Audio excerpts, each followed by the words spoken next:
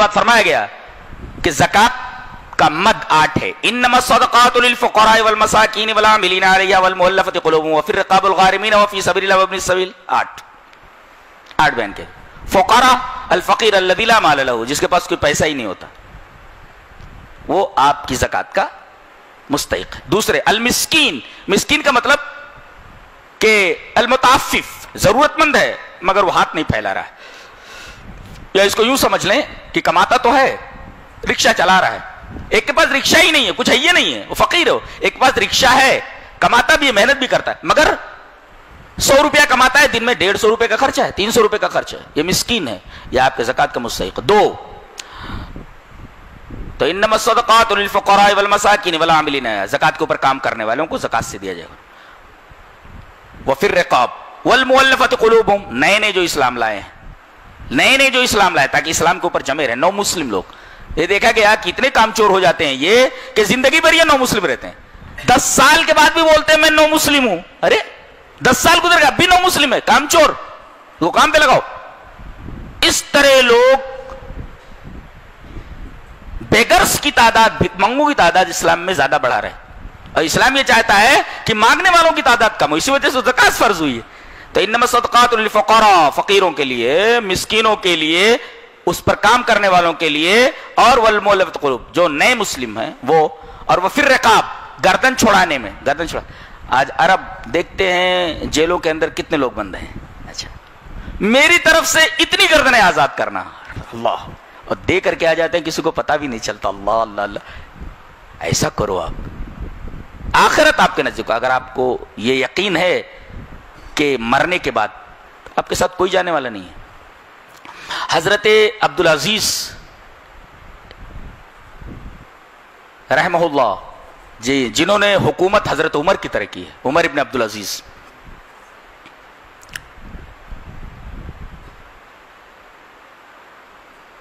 مدینہ کا جب انہیں گورنر بنایا گیا تو شہزادے تھے یہ, ایسی خوشبوئیں لگاتے تھے, دن میں 3 4 دفعہ کپڑا پہنتے تھے, کپڑا ایک دفعہ پہن لیا تو دوسری مرتبہ نہیں پہنتے تھے, تقریباً وہ غریبوں کو دے دیا جاتا تھا. انہیں مدینہ کا گورنر بنایا گیا, ان کے ساتھ بہت سارے لوگ, اور 40 اونٹوں پر ان کے کپڑے, ان کے ساز و سامان تعیش لدے ہوئے تھے. سارے لوگ پہلے پہنچ گئے, یہ بہت بعد میں پہنچے. کہا سارے لوگ آگے, بولے نا, میں کہا میرا سامان کدھر ہے, میرا سامان کدھر ہے؟ بولے سامان کافی ہے, دھیرے دھیرے آ رہا ہے, ہم لوگوں کو بس سامان بہت تھوڑا تھا, ہم لوگ آ گئے. بس یہیں سے اللہ تبارک و تعالی نے انہیں اپنی طرف مائل ہونے کا ذریعہ بنا دیا. کہا ایسے ہی میں قیامت کے میدان میں پہنچوں اکیلا اور میرے ساتھ سامان نہ ہو تو میرا کیا ہونے والا ہے. اور ایسی زندگی گزاری ہے انہوں نے, اللہ اکبر, کھانے کے وعدے تھے. اور جانتے ہیں ان کی بیوی فاطمہ یہ عبد الملک ابن مروان کی بیٹی ہیں, بادشاہ کی بیٹی ہیں. انہوں نے کہا تھا دیکھو اب میں وہ زندگی تمہیں نہیں دے سکتا جو زندگی میں تمہیں پہلے دیتا تھا, لہذا اگر تم طلاق لینا چاہو تو میں طلاق دے دیتا ہوں, اس لیے کہ اب وہ سامان تعیش, سامان عشرت میں تمہیں نہیں دے سکتا. وہ بھی بڑی اللہ والی تھی, بادشاہ کی بیٹی ہیں تو کیا ہو. کہا کہ نہیں, آپ جس طرح رکھیں گے میں رہوں, بادشاہ کی بیٹی ہے. اور بیٹیاں بھی, اللہ, ایک دفعہ گھر میں آئے تو بیٹیاں بات کر رہی ہیں تو منہ پر ہاتھ رکھے ہوئے ہیں. کہا کہ منہ سے ہاتھ اٹھاؤ, یا منہ پر ہاتھ رکھ کر کے کیوں بات کر رہی ہو؟ کہا کہ آج کھانے میں کچھ نہیں تھا, پیٹ کی آگ بجھانے کے لیے ہم لوگوں نے کچی پیاز کھا رکھی ہے, بات کرنے کی وجہ سے, بات کرنے پر ہم ہاتھ منہ پر اس وجہ سے رکھے ہوئے ہیں کہ وہ بو آپ کو محسوس نہ ہو. ایسی تکلیف اٹھائی. مرنے سے کچھ روز پہلے کہا کہ وہ جو میں نے کفن کے لیے کپڑا رکھ رکھا ہے ذرا میرے پاس تو لاؤ, جس میں مجھے کفنایا جانے والا ہے. وہ کپڑا لایا گیا. کپڑے کو دیکھ کر کہنے لگے اے دنیا, مجھے اتنا ہی کپڑا دیا جانے والا ہے, اے دنیا تیرا زیادہ بھی تھوڑا ہے, اور تیرا تھوڑا تو تھوڑا ہے ہی. اور پھر پیٹ پھیر کر کے رونے لگے, زاروں قطار رونے لگے. تو بڑے عجیب عجیب لوگ گزرے ہیں اس پورے سلسلے میں اسلام کے, بہت عجیب عجیب ہستیاں ہیں جو آخرت کے لیے سب کچھ قربان کر دینے کے لیے تیار ہو جاتے تھے. تو ایسے بہت سارے لوگ ہیں چپ چاپ دے کر چلے آتے ہیں. میری طرف سے اتنی گردنیں آزاد. تو انما الصدقات للفقراء والمساکین والعاملین علیہا والمؤلفۃ قلوبہم وفی الرقاب. گردنیں چھڑا دو. جو جیل میں بند ہیں زکوٰۃ کے پیسے سے ان کو رمضان میں کچھ چیزیں پہنچوا دیجئے. سہولت کی چیزیں. باقاعدہ جیلر تو اجازت بھی دیتا ہے کہ آپ جا کر کے قیدیوں سے مل سکتے ہیں, کچھ اگر دینا چاہیں تو دے سکتے ہیں. کسی کے اوپر غلط کیس ہو گیا, زکوٰۃ کے پیسے سے اس کیس کو آپ ڈیل کیجئے, دیجئے اس کو تاکہ لڑے ہو. رقاب والغارمین, کوئی قرض دار ہے تو اس کا قرضہ دے دیجئے آپ. وفی سبیل اللہ, اللہ کے راستے میں, اللہ کے راستے. یہ مت پہلے اسلامی جو جنگیں ہوتی تھی اس میں جو چیزیں دی جاتی تھی گھوڑے وغیرہ وہ مرد, یہ مت مائنس ہے میرے نزدیک, ابھی مائنس ہے یہ. اچھا آخر بعض لوگ کہتے ہیں مدرسے میں یہاں وہاں, یہ اس مد میں نہیں آتا میرے نزدیک. وابن السبیل, اور اسی طریقے سے مسافر آپ کے زکوٰۃ کا مستحق آپ اسے دیجئے. یہ 8 مد ہیں. 8 مد کے علاوہ کسی اور مد میں نہیں دیا جا سکتا. ایک صاحب نے سوال کیا کہ شیخ یہ بتائیے کہ کیا زکوٰۃ کے پیسے سے قبرستان کی باؤنڈری کی جا سکتی ہے؟ میں نے کہا بالکل نہیں, اس لیے کہ یہ 9واں مد ہے اور 8 ہی مد ہے زکوٰۃ کا.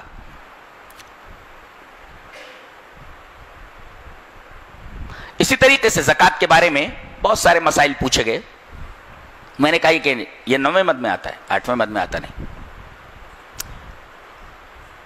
سونے اور چاندی, چاندی اگر 595 گرام ہے, 52.5 تولہ, 595 گرام, 595, 595 گرام ہے یعنی 200 درہم.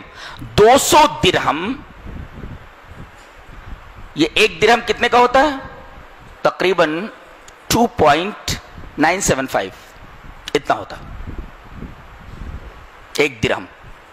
200 درہم 52.5 تولہ چاندی از اکول ٹو 200 درہم, اور ایک درہم از اکول ٹو 2.975 اتنا ہوتا ہے. اور کل ملا کر کے 595 گرام چاندی اگر ہے تو اس کی قیمت لگائی جائے اور 2.5% کے حساب سے نکال دیا جائے. ایک سونا 7.5 تولہ 20 دینار, اور ایک دینار یہ ہوتا ہے 4.25. اس اعتبار سے 20 دینار کا 85 گرام سونا بنتا ہے. اگر کسی کے پاس 85 گرام سونا ہو تو قیمت لگائی جائے اور 2.5% کے حساب سے نکال دیا جائے. اور اگر کسی کے پاس 595 گرام چاندی ہو تو اس کی موجودہ قیمت لگا کر کے زکوٰۃ نکال دی جائے. اچھا آپ کے پاس سونا ہے. ہمارے ایک بھائی نے, دوست نے یہ سوال کیا تھا کہ شیخ ایسا ہے کہ ہمارے پاس جیسے سونا ہے تھوڑا سا ہے, تو اب یہ اس میں سے ہم پیسہ دینا چاہ رہے, تو قیمت خرید کو پیش نظر رکھا جائے یا قیمت فروخت کو؟ ارے بھائی جب آپ بیچیں گے تو کم پیسہ ملے گا آپ کو, اور جب آپ خریدیں گے تو زیادہ دینا پڑے گا آپ کو. سونار زیادہ پیسہ لگے گا اتنے کا, لیکن جب آپ فروخت کریں گے تو کم ملے گا. تو قرآن میں وفی اموالہم, ان کے مالوں میں, تو جو مال آپ کے پاس ہے اسی کی زکوٰۃ نکالنی ہے. لہذا قیمت فروخت کے اوپر ہی زکوٰۃ نکالتی ہے, قیمت خرید کے اوپر نہیں. سمجھ میں آ گیا؟ یہ قرآن حکیم سے ثابت ہے. وفی اموالہم, ان کے مالوں میں, یعنی مال کی اضافت ہم کی طرف کی گئی, یعنی جو مال مقبوض ہے آپ کے پاس, جس پر آپ کا قبضہ ہے. ظاہر ہے کہ جس مال کے اوپر آپ کا قبضہ ہے وہ وہی ہے جس کو آپ بیچنا چاہ رہے, تو قیمت فروخت کے اوپر زکوٰۃ ہے, قیمت خرید کے اوپر نہیں ہے. ایک نقطہ یہ معلوم ہوا.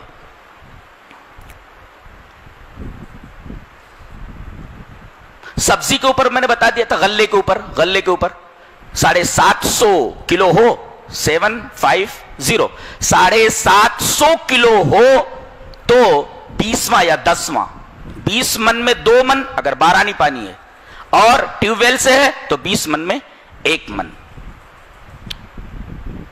اسی طریقے سے آپ کا کچھ پیسہ بازار میں ہے جس کو آپ نے دیا ہے, جب چاہے آپ لے لیں, سال گزر جانے کے بعد اس میں سے زکوٰۃ نکلے گی, لیکن وہ ٹال مٹول کر رہا ہے, ٹال مٹول کر رہا ہے. जब मांग रहे हाँ दे दूंगा, 6 महीने 1 साल 2 साल ऐसा टरखा रहा है, तो ये जो माल आपका जब चाहे मिल जाए उसमें से आप साल गुजर जाने के बाद तो ज़कात निकाल देंगे। लेकिन जो माल आपके हाथ में नहीं है और वो टाल मटोल कर रहा है, तो जब वो देगा तो 1 साल की ज़कात निकाल दी जाएगी, इसलिए कि वो माल आपके कब्जे में नहीं है। जब माल कब्जे में आया तो उसी 1 साल की ज़कात निकाल दी।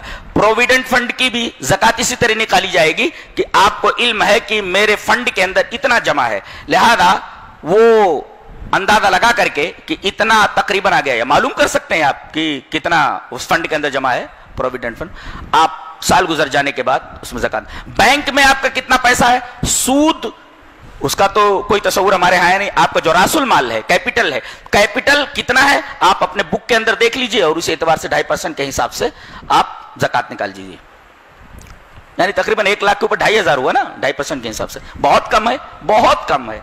1 लाख पर 2,500 बोले कुछ भी नहीं, इतना भी नहीं दे पाते हैं लोग, इतना भी नहीं दे पाते। प्लॉट का तो 99% उलमा ये कहते हैं कि आपने जो जमीनें ले रखी हैं और अगर आप किसी जमीन के ऊपर घर बनाना चाहते हैं तो उसके ऊपर ज़कात नहीं है, या कोई आप फैक्ट्री लगाना चाह रहे हैं तो उस जमीन के ऊपर ज़कात नहीं है। लेकिन अगर आपने ले बेच के लिए खरीदी है तो साल बसाल मौजूदा कीमत उसकी लगाई जाएगी कि इस प्लॉट की कीमत इस वक्त क्या है, वो कीमत लगाई जाएगी और मौजूदा कीमत लगा करके 2.5% के हिसाब से निकाल दिया जाएगा। लेकिन अल्लामा अलबानी का एक फतवा है, बयान ही कर देता हूं, चलो। अल्लामा अलबानी ये फरमाते हैं कि उस प्लॉट की ज़कात नहीं होगी। क्या बोलते हैं वो कि जब वो बेचेगा, अब मैं फर्क कर दूं, एक है अमवाले साइला जो आपकी तिजोरी में है, वो तो 2.5% के हिसाब से निकालना होता है।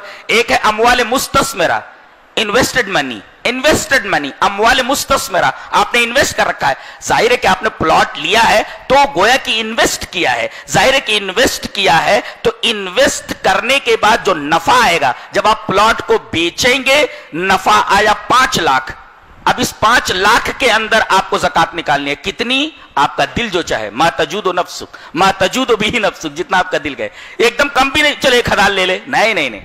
बहरहाल इतना भी ना हो कि भाई ज्यादा लगे और इतना कम भी ना हो कि वो ज़कात लगे ही ना, फकीरों का उसमें कोई फायदा ना हो। ये अल्लामा अलबानी रहमहुल्लाह का इस्तिदलाल है कि प्लॉट के ऊपर ज़कात किस तरह होगी, वो इन्वेस्टेड मनी है। वो जब प्लॉट बेचा जाएगा, जब भी बिके 3-4 साल में, उसके ऊपर ज़कात नहीं है। 3-4 साल में जब वो बिका, 5 लाख आपको फायदा हो या 2 लाख, तो इस 2 लाख में से आपका दिल जितना कहे, आपकी तबीयत के ऊपर है, आप निकाल दें, ज्यादा कम भी नहीं और ज्यादा भी नहीं। लेकिन 99% उलमा ये कहते हैं कि हर साल उस प्लॉट की मौजूदा कीमत निकाली जाए और 2.5% के हिसाब से निकाल दिया जाए।